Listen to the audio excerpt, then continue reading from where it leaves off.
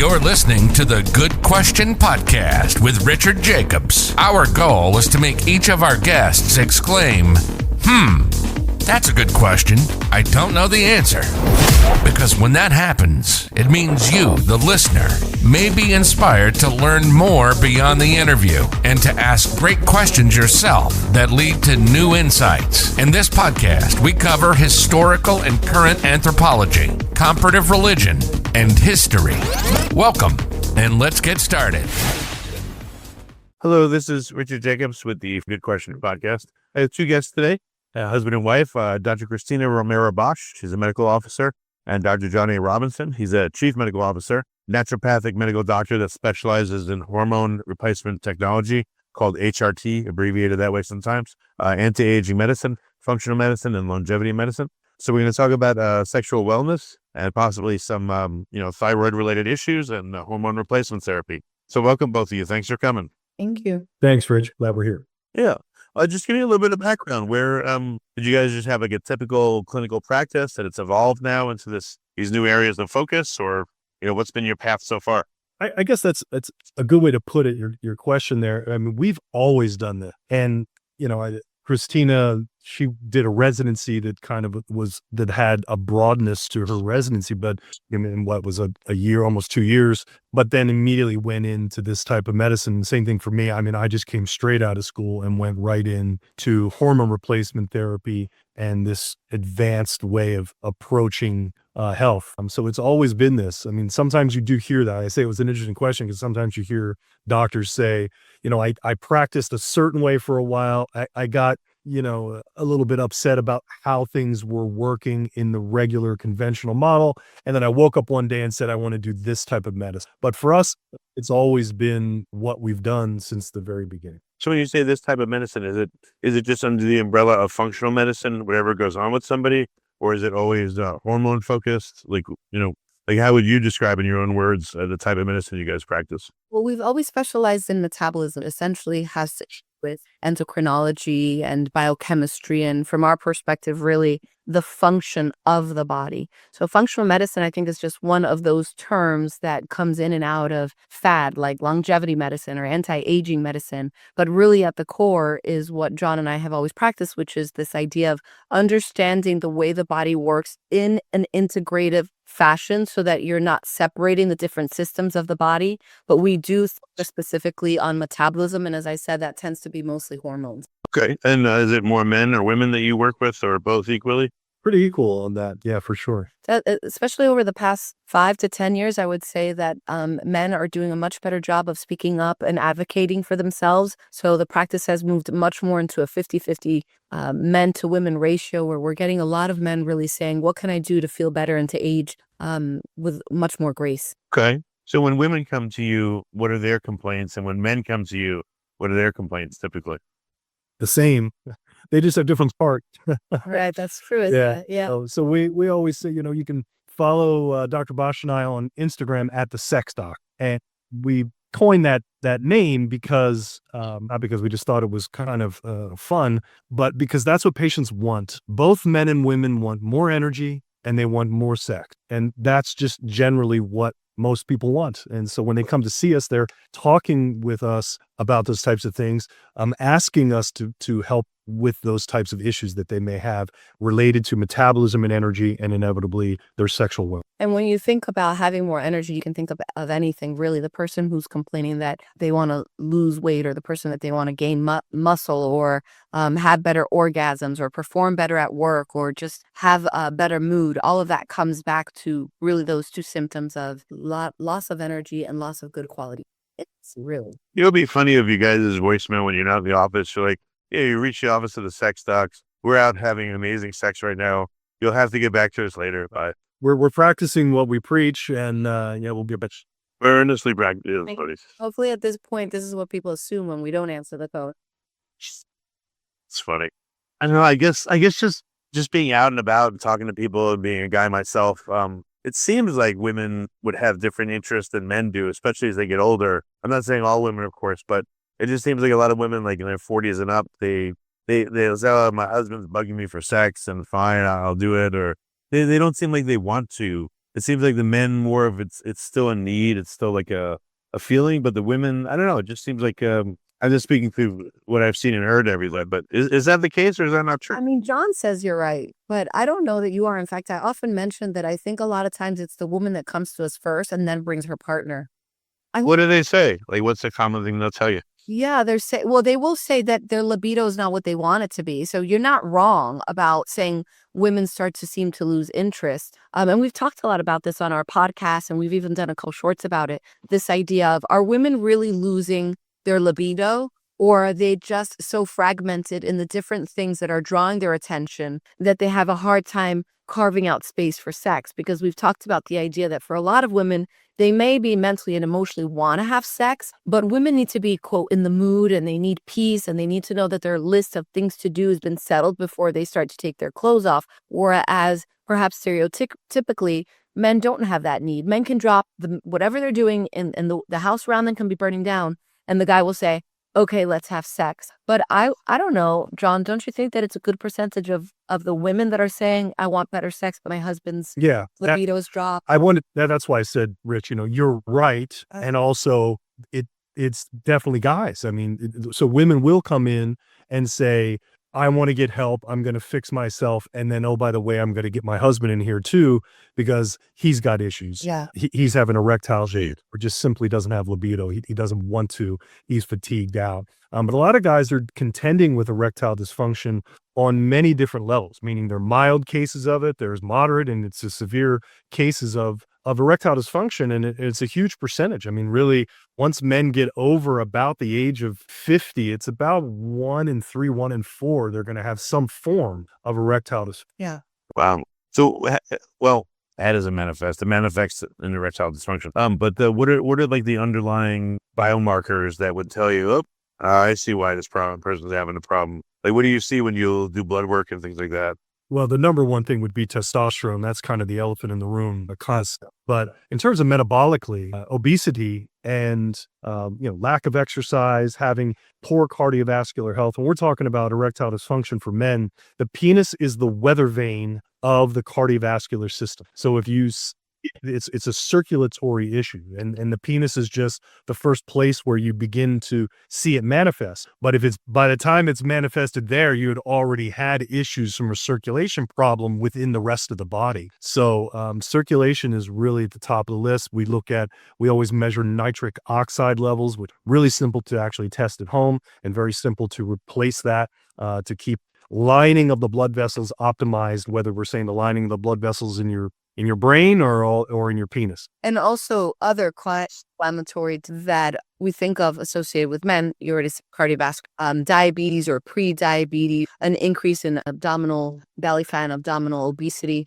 These are things we're starting to see in men younger and younger. So I would say if you're a guy in your 30s and you're already starting to have blood sugar issues and you're not managing stress well, you're starting to have those signs of high blood pressure, that you want to also start thinking, what do the next 5 to 10 years mean for my sexual wellness? So it's a good time to get checked, even if you're starting to have those other chronic inflammatory. I mean, it's a silly, obvious question, but what does erectile dysfunction look like when it first happens, when it's mild versus severe? Like, will someone be erect and then they start having sex and they just go limp when they don't want to, or they can't even get it up in the first place? Mild sort of versions of that. Yes, it's sort of all of the above. So it kind of starts first with forms of lack of libido. I just don't want to. That's the beginning that's when you're smelling it a little bit. It's not to even mild ED just because you don't feel like it, but that's where it's going to start. Then from there, let's just say with defining mild erectile dysfunction, sometimes it fails. Most of the time you can achieve an erection every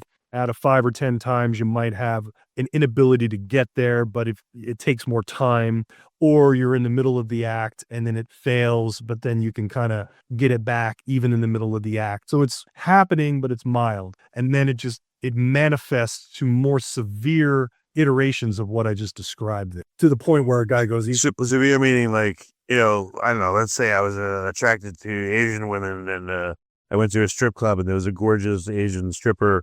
I wouldn't even begin to get hard. That would be like would that be like a really advanced form of it? Or like what would be, you just have no erections at all or what?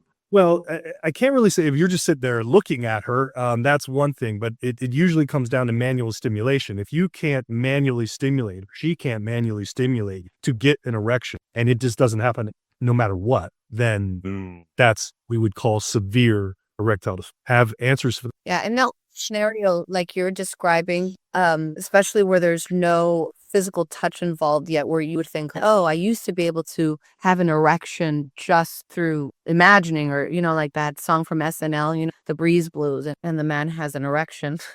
Right. I don't know if anybody knows how to say that. Oh, I know what you mean. Anyway, then there may also be mental and emotional components to that, right? Which is a big problem that we're seeing in younger men, that younger men that are experiencing ED are often having a high mental and emotional stressor, which really correlates to women, young women that are nowhere near being perimenopausal, that are having a hard time with libido and orgasm. Often there's a mental and emotional component there as well that needs to be addressed, and is always better addressed when it is treated in conjunction with hormone replacement. What is young? What were the typical ages where dysfunction used to happen? When did that change? And what are the typical ages now? I would say if we're talking about men, the typical ranges back in the day would have been, after 40, it starts to rear its head. Certainly at 50 is like the magic number for so many. And now it is in the 20s. And there's many reasons, but testosterone is lowering. We're seeing a generational decline of testosterone over the past 3 generations, multifactorial, the air we're breathing, the water we're drinking, the food we're eating, the food we're not eating, plastics, environmental toxins, social implications, what we always say, the pussification of America, treating boys like defective girls in the school setting, these kinds of things that are the fact that there's no competition and these types of things in society and encouraged as much in the general youth as it used to be. So we're seeing more and more pornography use in really, really young kids, and because they have such access to it, and that's actually leading to, in younger generations, it's leading to erectile dysfunction. In older generations, it's leading to premature ejaculation. Yeah, I guess the intensity of what you see is so much beyond just looking at, like girly magazines from 30 years ago. That Exactly. you need this crazy scenario in order to get off. I guess is what's happening. And that's what, they're literally commonplace and they're desensitized to it, to where, let's say, Gen X and above, what's happened to them is that they're seeing these things, and it's they already are hypersensitive, and then they see something like that, and then they're getting premature ejaculation as a result. Yeah, I remember I saw this these 2 pictures. It said the 1890s and the 1990s, and it said, oh, how times have changed. This is many years ago, obviously, but the 1890s, you saw women in a dress down to their ankles on the beach with parasols. And then in 1990s, you saw 2 women in string bikinis on the beach. Yeah. And that's why they say, oh, look at times have changed. So, but now with porn, it's gone way beyond that, I'm sure. So I understand what you're talking about with desensitization. And on TV and music and just everything is sex everywhere, it seems like. So yeah, everyone's talking about sex, but everyone's sort of deprived all at the same time. It's this weird dichotomy. We've mentioned we live in a hypersexualized society, horrific lack of it. So a big part of sexual arousal, true good sexual arousal that can last the ages, the types of things that keep couples turned on to each other after 30, 40 years of marriage, has to come with intimacy. It can't just be a physical thing, because first of all, if you're both in pristine shape according to each other's preferences, right? With time, that does change. You mean over time, look so good. Neither of you look so good. Right. That's right. So, no matter what, your physical bodies will change with time, even if shape. So what is it that keep wanting each other? What is coming back to each other and only each other?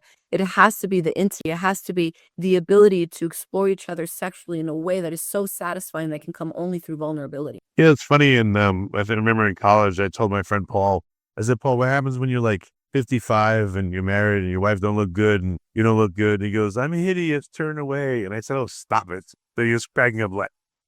So it's kind of like that, I mean, it's stupid things you wonder when you're in your, 19, 20.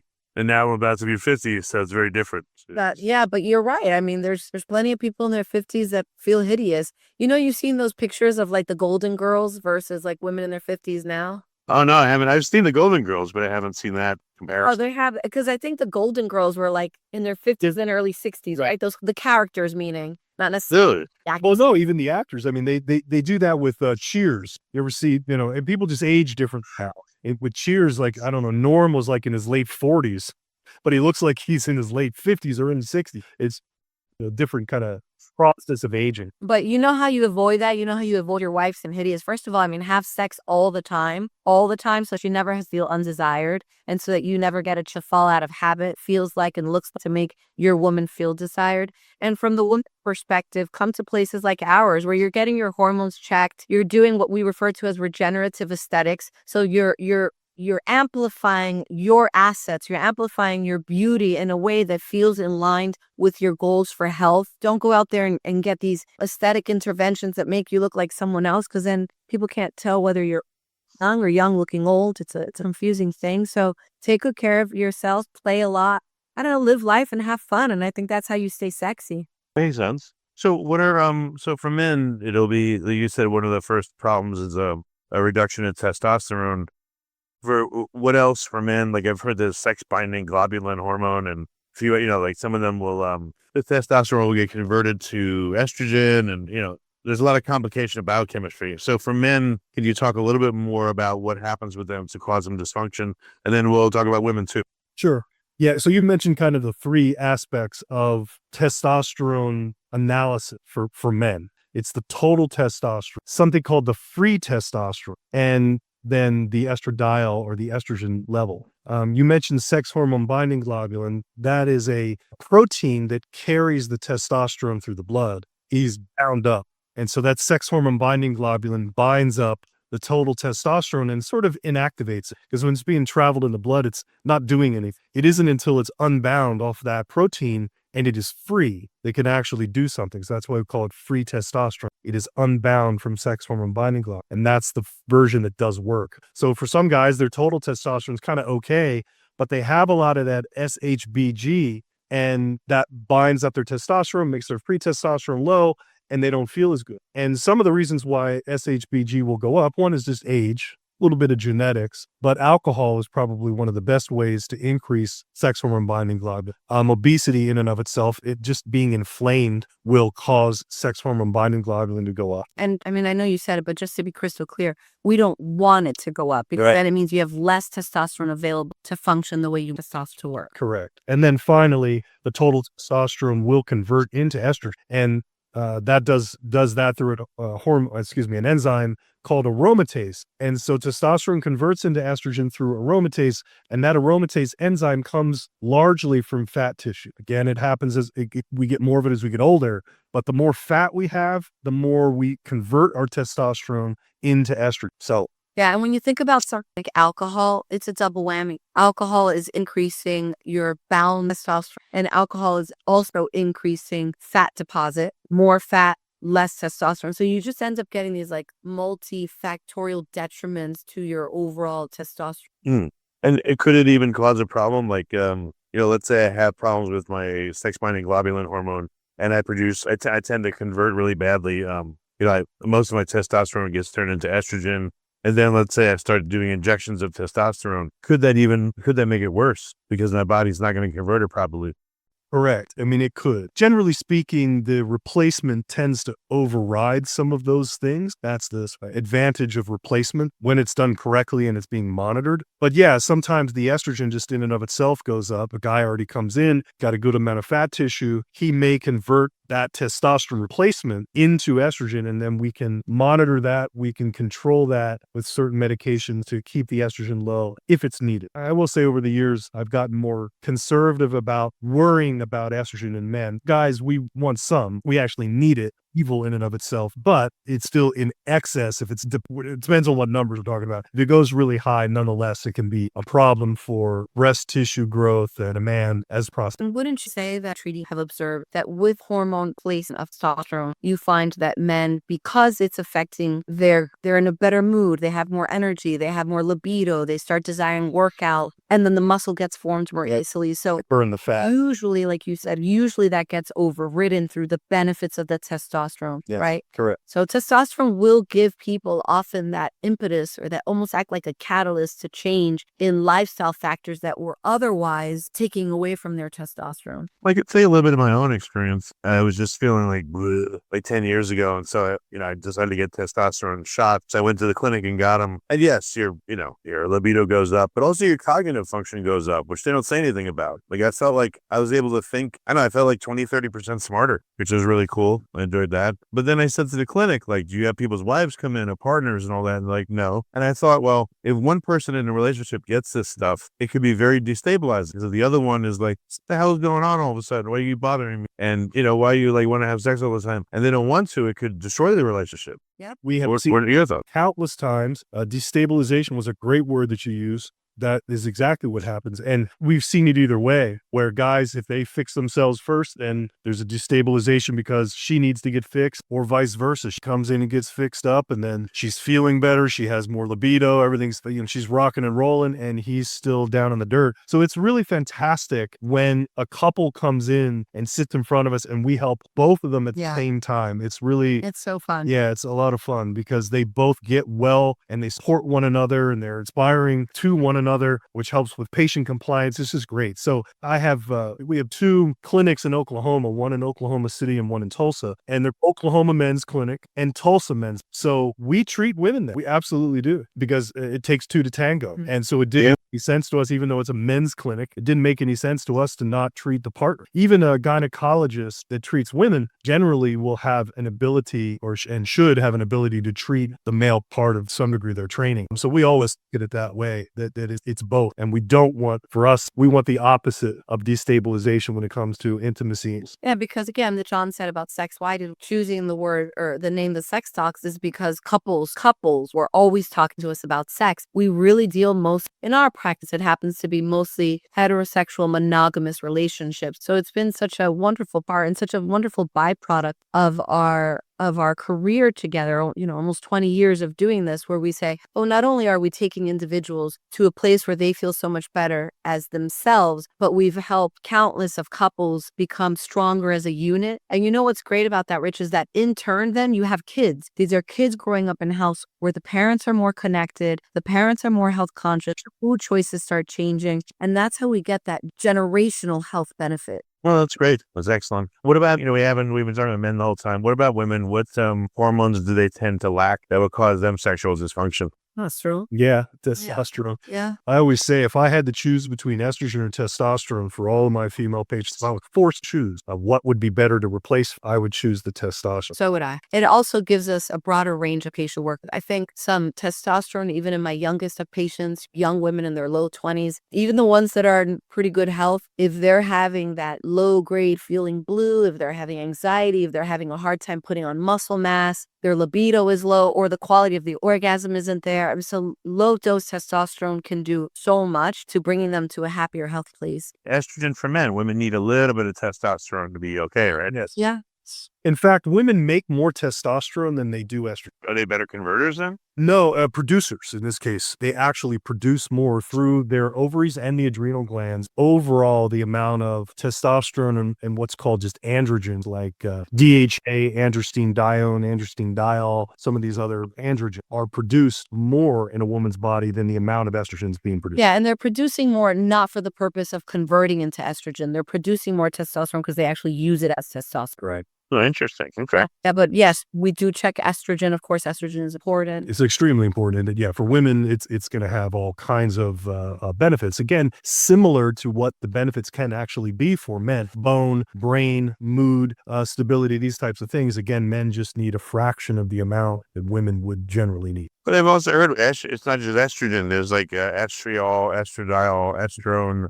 There's different forms of it, which I rarely hear people talk about. Pregnenolone. I mean, I guess there's a whole bunch of hormones that I don't know if they play a ton of roles, but you have to look at a whole panoply of hormones to help somebody, or there's a few big ones like you just mentioned that could fix stuff. Yeah, we do look at the whole array. We focus on, let's say, the heavy hitters. 3 main estrogens you had mentioned. There's estradiol, and that's the main estrogen that's produced by the ovaries. Then from there, the estradiol is converted into estrone, And that's more of a byproduct. It doesn't really have a whole lot of positive. It has some positives once it starts getting metabolized, but for the most part, it's the bulk of benefit comes from estradiol. Then there's a weaker estrogen called estriol, and that is a very weak estrogen. It has been over the years touted as, safer than in terms of the breast cancer risk, which now we thankfully understand that the breast cancer risk was largely a bunch of nonsense. So the estriol, we haven't found that clinically to be that effective. And so mostly we're dealing with the estradiol, and we are mitigating and ensuring that estrone levels are kept low, because estrone in excessive amounts can perhaps be a setup towards problems, not just with breast tissue, but potentially uterine tissue, ovarian tissue. So we like to keep estrone low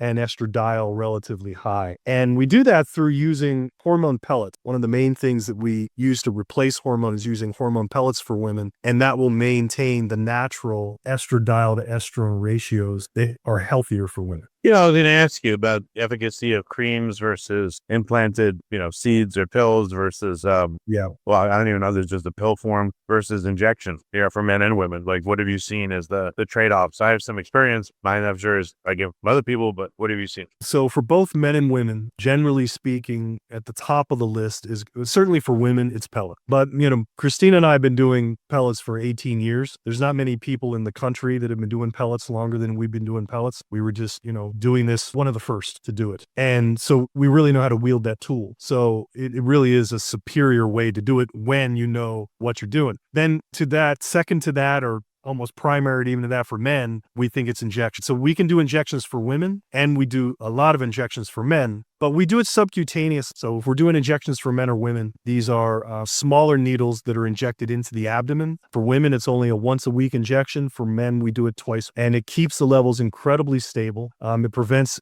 big shoots or hot, spikes up of estrogen, or prevents the dips down. I've done injections, but I think it was the carrier oil. It was like cottonseed, because I would get lumps. And then I tried to split it into 2 and 3, have less each time, but I was still getting the lumps. And, I got acupuncture in the lumps to get them down. And sometimes it would release a lot, and I'd be really on a given day. And I was like, it just, I don't know, it just was, and I couldn't get enough expertise to help me at the time. Maybe now there's more, but just, there's that complication, at least for me with the injection. Yeah, you can try different carrier oils. There's, the cottonseed oil. There's MCT oil. You'll even see it put in triglyceride oil, MCT oil. Grapeseed oil is probably one of the most common carriers. So if cottonseed, maybe grapeseed would be better for you if you're having that issue. But yeah. So the technique of injecting it the way we recommend Yep. allows for slower release, so that you're avoiding some perhaps in valleys that were more typical. But Rich, were you doing it sub-Q or were you doing it intramuscular? I tried into like the delts of the arms. That's where it gave definitely the most lump. First they did like in your, right at like kind of the top of your butt cheek, and that gave lumps. And then I tried it in the delts. I tried it in the stomach. That was probably the best. And again, split it up so it's less amount of fluid each time. A lot of times the lumps come from the sheer amount that's being forced into the area. So yeah, I would recommend smaller amounts subcutaneous with the right type of needle and the right type of needle technique. So a lot of times patients, we have to really instruct them because they will self-administer, and we really have to show them sometimes a couple of times. We do it the first time, then you get a little experience, and we come back and give them some more pointers. But a lot of times, if they're having issues, it's just needle technique. Okay. And what about pellets versus creams? Do creams, I tried a cream, they say like put it on your, on your scrotum because it absorbs better, but I don't know if it does. Well, we never use creams for men, and we don't really use creams for women either. I think when we find estrogen replacement in a cream to be useful, I think is going to be, if you're using it locally, like in the vaginal tissue, that's going to help perhaps with itching, cracking, atrophy, then perhaps more useful. And we've also more recently started experimenting with using estrogen cream on the face and the neck, or just like for skin, for aesthetics, because estrogen definitely will have a large role in aging the skin. When estrogen is going down, you get that loss of collagen and elastin and that crepiness in the skin. So I think from those two perspectives, creams are really good. But if a person's got systemic concerns, if they're looking at at longevity benefits like bone health, heart health, muscle health, just all of it, brain, like you said, cognitive, I don't think you're going to get there with cream. You just don't. The levels are never consistent with it. The skin just won't absorb the hormone over time. We have found over the years, again, almost 20 years of seeing the labs of patients who come to us on the cream, it was just worthless. And that's why they come to us, and then we put a pellet in them or we do an injection, and then we change the labs instantly and change how they feel. And we do pellets with men as well. The reason I think that we focus on the injections a little bit more is just because pellets have a longer downtime for the man, and compliance can be a problem. Just from a compliance perspective, I mean, as far as it as a procedure or as a delivery system for very effective TRT, I think pellets are also extremely good for men. Oh, so you'd say pellets better than cream? What about pellets versus injections? Yeah, if we're saying, we're talking about a guy, pellets versus injections, if you're going to make me choose, I'm going to go an injection. But that's after doing this for so many years, and that kind of what Cristina was saying, that there's more potential of complication and compliance issues with testosterone pellets for a man than there would be for a woman. For a woman, the pellets are very, very small. They're like the size of a grain of rice. So you're putting a couple of little rice pellets in them, and it's an easy procedure. The downtime is very short. Compliance is very high. So for women, without question, if I had to choose, I'm going pellet. But I got to say, even with women, the injections, we've figured out a once weekly injection using that's really, really small needle. The smallest needle that they make for women is what we have figured out. Unique, and compliance is really high. Women love it. And they only have to do it once a week. I think if we're talking, like if you're asking us to compare pellets to injections clinically, like from a therapeutic perspective, I would say they're on par. They're pretty equal, yeah. They're pretty equal. They both have some pros and some cons that have more to do with compliance and comfort for the patient than actual therapeutic value. Where's the compliance of pellets? Once they're in there, they're in there. They may. Yeah, right. There's the downside. Yeah, you got a patient who's maybe a little bit sensitive. They're a little bit timid about the whole thing. Pellets might not be the best clinical choice for them because they just might be nervous about the whole thing. So you might choose something that, like an injection, that is out of their system within a week or less. And also, we're very good at dosing pellets. I mean, we're very good at dosing all of it. Like John was explaining, we've been doing it longer than most people in the country. And there is a delicate analysis of not only the labs, but the patient that you really must develop. We've been very lucky to have thousands and thousands of patients who have trusted us in that journey. And we've gotten extremely good at determining what kind of doses you need, because I have seen pellet patients here in the office that were other people's patients that were, holy moly, where they overdose on some things and then ridiculously underdosed on others. And you can really make a mess of it, especially since you can't take them out. So what, I don't know, where can you help people? Like, what areas do you serve? Is it all country or just your state, or where? Well, we're in Arizona. We're sitting here with you right now in Scottsdale, Arizona. The name of our private practice is the Hormone Zone, So we can be seen here, but we do also have a management company that has several other locations that we also own. We've got a location in Livermore, California, which is the East Bay, and we do hormone replacement therapy there. It's a med spa as well, so all kinds of longevity-based regenerative aesthetics. We have 2 men's clinics in Oklahoma City and Tulsa, where we treat both men and women there as well. We have a location in northern Arizona that's a med spa and also a Hormone Zone location. And then also we're in Orlando. We've got a regenerative medicine and med spa hormone replacement therapy in Orlando. Oh, wow. Okay. So the best way for people to take action that are listening is to, what's like one place they could look you up and then see all the locations and everything you guys can do for them? Yeah, we have a link tree for our podcast called the Longevity Protocol Podcast. And that's the link tree is the Longevity Protocol Podcast. So when they go there, they can see links to our private practice, to all of our social media channels, to all of the different locations that we serve all over the country. So it's the Longevity Protocol Podcast, that link tree for Longevity Protocol Podcast. And of course, the podcast itself is going to also give you just a lot of these topics, a lot of these interesting topics that we're reviewing with you here, Rich, where we talk about hormones and metabolism and sexual health and intimacy. And so that will also give your listeners an opportunity to get a better flavor for us. And of course, we do treat patients out of state if they have doctors that they are working with, but they want a second opinion in the form of a consultation, a lifestyle consultation per se, then that's sometimes a step that patients like start with as well if they don't think they can make it out here or they're not sure that that's where they want to start. Okay. Well, very good. Any other last topics that we could address that we haven't? I know we're just about at the top of the hour. So. Well, I was going to ask, do you think we found the genius here? Did we find it? No, you guys have a lot of experience with it, and it's great. It's better to hear this. There's a lot of urban legends and myths around it. Oh, steroids are bad for you, but the physiological levels that you get people to are nowhere near what I understand. And you taking steroids to be a weightlifter. So this is all that Biomedicine, and it's about prevention Yeah. and long-term use of this in a positive way for the sake of longevity. So yeah, Yeah, we always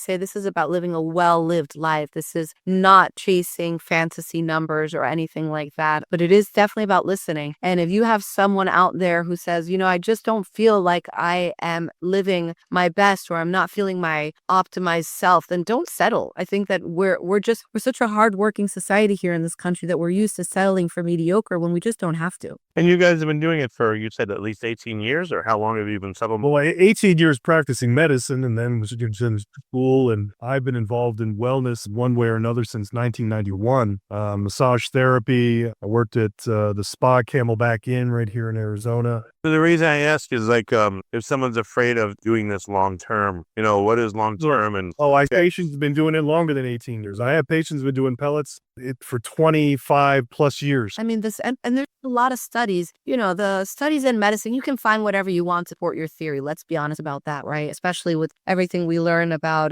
the controversies of sponsors for research. But when you're talking about something like this, these are tried and true studies that have been following real life people over the decades to see how are they doing. And the two of us, like you said, 2 decades of monitoring our patients. We've had our patients since I've had patients that came to see me when I first opened my practice. They're still with me. My mom, John's mom, this is something we ourselves, we do it because we believe in it. We believe in it because we've had the pleasure of seeing people's lives change. Privilege. okay, well, that's great. Well, thank you so much, both for what you do and for coming on the podcast.